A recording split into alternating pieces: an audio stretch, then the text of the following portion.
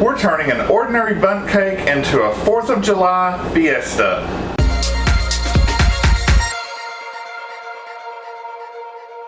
Welcome to Help at Home, your resource for great recipes and easy learning. I'm Jim Hightower. It's almost 4th of July, and we need a festive dessert to celebrate Independence Day. So grab your pen and paper. Here come the ingredients. You will need 2 1/4 cups flour, 1 1/2 cups sugar, 3 1/2 teaspoons baking powder, 1 teaspoon salt, 1/2 cup of butter softened, 1 1/4 cups milk, 1 teaspoon vanilla, and 3 eggs. Then I have Big Red over here with my eggs in it and the 1/2 cup of butter, which is also 1 stick. The first thing we need to do is prepare your pan so that once you get this baked, it'll turn out. Because if you don't, you'll be sad. And nobody wants to be sad when you're making a good dessert. Here's your butter, about 2 tablespoons, and 1 tablespoon of flour mixed right in. I'm just going to spread that in one step. We'll find out together if Betty still knows her business, because Betty's a good gal, I tell you. Preheat your oven to 350 degrees. Let's mix this up just for a minute. Okay, now all we have to do is just start dumping things in. I think I'll start with my sugar.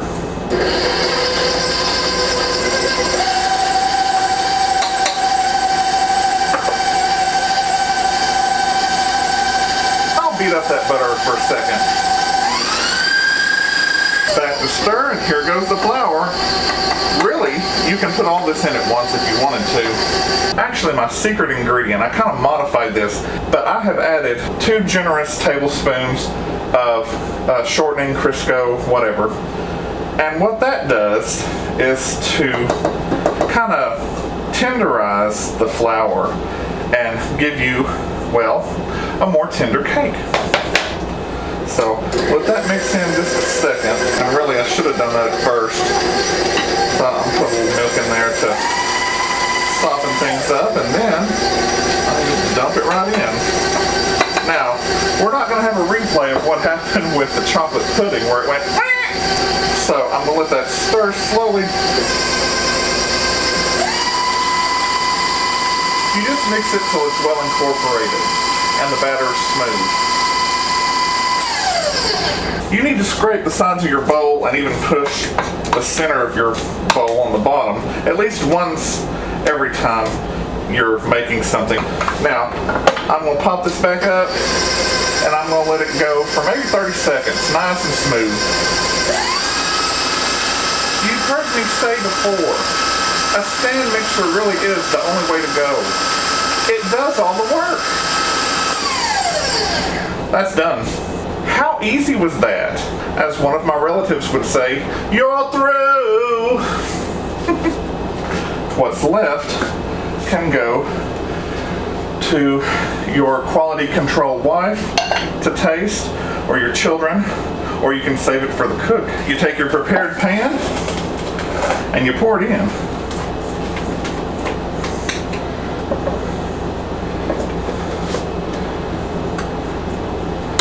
Honestly, I think this must be one of the easiest recipes I've made in quite a while. And again, this is called a bundt cake. That's B-U-N-D-T, not B-U-T-T. Yes, I just did that. You will bake this for anywhere from 30 to 40 minutes. But again, err on the side of caution, check it at 20 minutes. You can't be too safe. It's dessert after all. I'm back to remind you, go ahead and wash your bowl while your cake's cooking. You don't want this to dry like cement. And also, I had to do this because you know how I advocate tasting everything you're cooking. Ooh. Uh-oh. Tastes just like when my mom used to make a cake mix and we would get to lick the bowl. Yummy. It's been 28 minutes and I just want you to see it's still loose. So you need probably the 35 minutes. Alright, this is 35 minutes and we need to test it. Here's my little cake tester.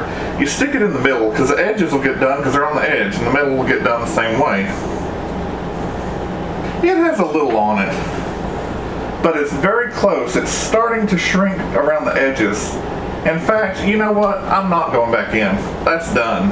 I want you to see this. When the edges are brown and it starts shrinking from the side of the pan, like up here, it's done. So write that down in your book because that's good to know. Regular cake, it cools like this, not upside down like the angel food cake. So leave it like this, give it about 10-13 minutes, then we'll be back to unmold. Okay, that's been 13 minutes that it's been cooling, and normally I would stick something around the edges, but this has shrank around the edges. I may just pry it just a tiny bit in the center, but you can see by looking, it's continued to shrink from around the edges, and it's gonna just fall out. I can tell. So you turn your cake rack over, and you have your pot holders, and I don't even know if you'll have to give it a good whack. We'll see. Not even a whack. That's gorgeous. Couple of little bitty tears in the middle, but when you decorate it, who cares? Let this cool a little bit more, then we'll glaze it with white drizzle, and we'll have confetti sprinkles, and it'll be a red, white, and blue fiesta cake for 4th of July. To decorate our cake, we need to make an easy white drizzle.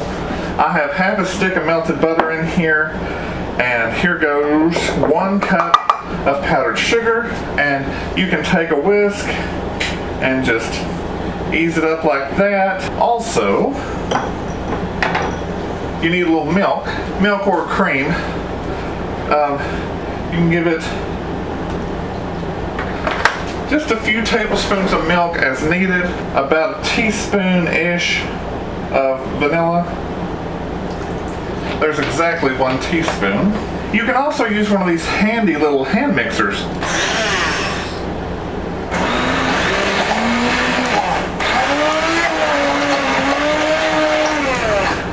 And then you can put your second cup in there, just dump it in.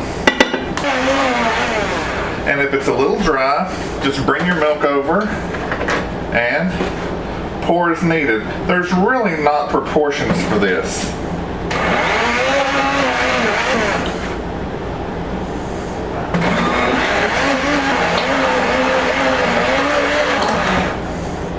And then you kind of check your consistency.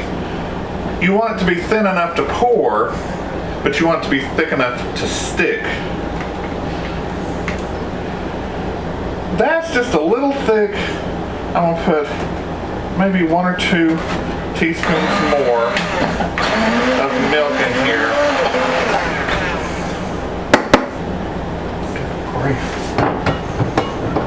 Stay. You need your baker's secret pan. Put your cake and cooling rack right on top. You can see where this is going. You're going to be able to keep all the mess contained. And I'm going to get ready. Just 1 video, but not even 1 video. Life happens. It'll happen to you. Need a little spatula here. See? You do want to make sure that it will pour. You just start here.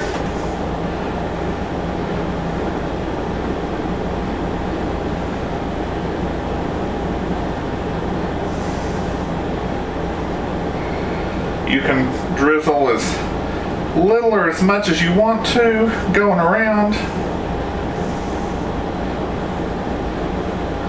You can be as creative or as lazy as you want to. You can do thin streams or thick ones. If you want it to go on down the side, you can take some confetti sprinkles here and just shake that on there. And then In addition to a host of other colors, you've got your red, white, and blue. And this has been very easy. You don't even have to mix any colors or do anything. But wait, there's more. Now you take your nice anniversary plate that says Jim and Lori, and you give your cake a little shake and get it right on there. Look at that. And if that wasn't pretty enough, we're going to get even more festive.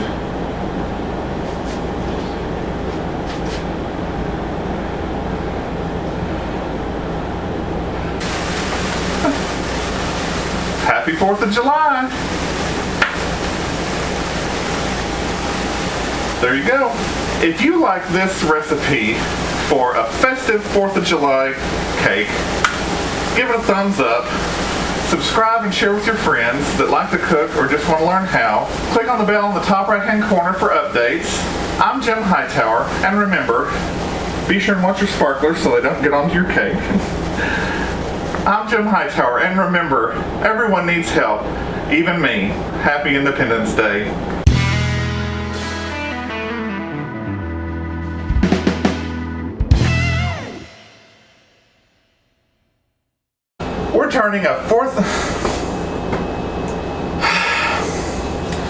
We're turning an ordinary Bundt pan. Welcome to Help at Home. So grab your pad and pencil. Because if you do the effort, go ahead and wash your pan, okay, that's been